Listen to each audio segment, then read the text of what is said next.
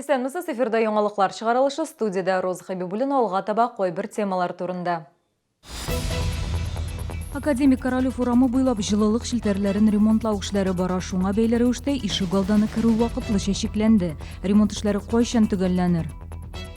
Иске уен құрылмалары 27-ші комплекста тұрушылар балалар мәйданчығының түзікләндіруін көтә. Урынға Мәрьям Файрушина шықты. Ит, яшелче, бал һәм башка продукция Чаллыда авыл хуҗалыгы ярминкәләре дәвам итә.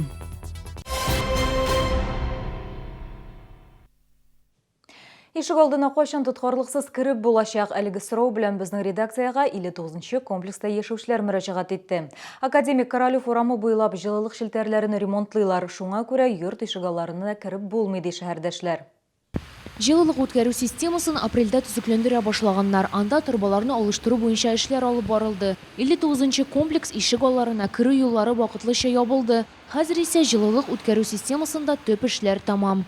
На сегодняшний день у нас остались работы по восстановлению благоустройства, по монтажу плит перекрытия камер и по устройству и изготовлению площадок обслуживания камер. Работы велись с апреля месяца по конец сентября, начало октября, надеюсь, завершим. Әлеге җылылык шелтәрендә башкарылган эшләр яңа микрорайоннарны да җылылык белән тәэмин итүдә мөмкинлек бирәчәк. Бу шелтәр кирәгендә безгә прибрежный якларындагы тотылган микрорайоннарга һәм Орловкада тотылган микрорайоннарга җылы бирү өчен. Моның озынлыгы километрда 700, иң олы объект быелгы. Чаллы җылылык шелтәрләре компаниясында аңлатуларынча төзекләндерү эшләренең тоткарлануы җәйнең яңгырлы булуы белән бәйле. Подрядчы оешманың башка объектта эшләгәнен дә исәпкә алырга кирәк. Ремонт шуңа күрә дә озакка сузылган. Җылылык үткәрү системасын төзекләндерүгә 130 миллион сум акча тотылган. Мәрьям Файрушина, Валерия Новожилова, Ленар Султанов, яңалыклар. Балалар мәйданчыгын кайчан төзекләндерерләр? Шәһәрдәшләр инде берничә ел 27-17 йорты ишегалды территориясенең яңартылуын көтә. Урамдагы уен җиһазлары иске, алар балалар өчен куркыныч тудыра дип әйтә шәһәрдәшләр. Утырып ял итәр өчен дә урын юк. Теманы Мәрьям Файрушина дәвам итә.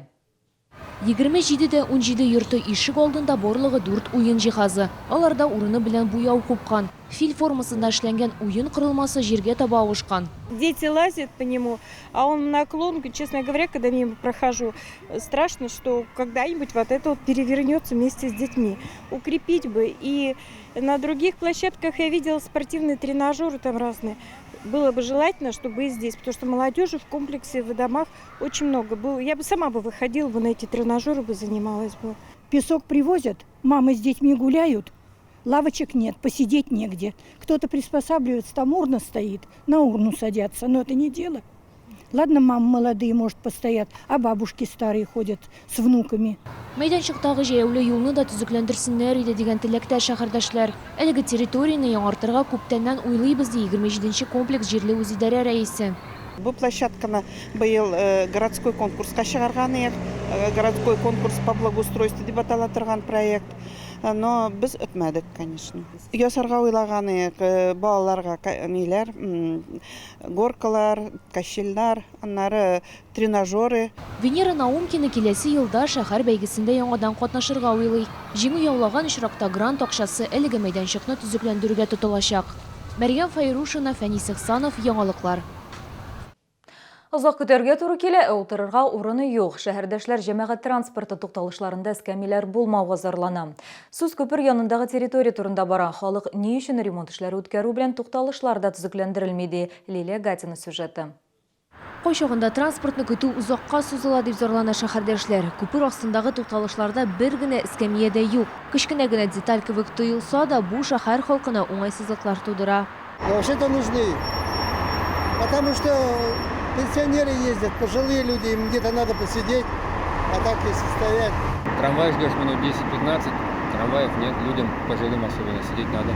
Быел шәһәрдә Сөембикә һәм Хәсән Туфан Мәскәү һәм Вахитов проспектлары киселешендәге күперләрне төзекләндерү башланды. Шәһәр бюджетыннан 4 миллион сумнан артык акча бүлеп бирелгән. Чаллы халкы төзекләндерү эшләре белән бер рәттән ни өчен тукталышларда да уңайлыклар булдырылмый дип зарлана. Конечно, нужно, но спуститься, где мне посидеть? Трамвай 10 минут не будет, надо, наверное, чтобы были скамейки, хотя бы 2. Мэриянең матбугат хезмәтендә хәбәр итүләренчә, күперләрне реконструкцияләу эшләре әле тамамланмаган. Яктырту баганалары яңартыла, биеклек киртәләренә капиталь ремонт ясала, тимер-бетон конструкцияләр алыштыралар. Ремонт тамамлангач, эскәмияләр дә куелачак. Шәһәрдәшләрдән бераз түземлелек сорала. Төзекләндерү тулысынча ноябрьдә төгәлләнергә тиеш. Лилия Гатина, Ленар Султанов, Яңалыклар. Әгәр сезне бер проблема борчыса яки шатлыклы хәбәр җиткерәсегез килсә, безнең редакциянең кайнар элемтә телефонына шалтыратыгыз. 51-31-31 номеры тәүлек буена эшли.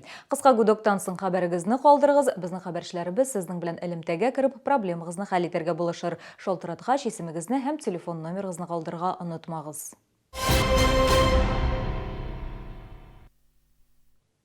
Авыл хуҗалыгы ярминкәләре үз эшен дәвам итә. Алар Тукай яр буендагы төзүче стадионы каршында, ипподром мәйданында һәм Южный агросәнәгать паркында оештырылган.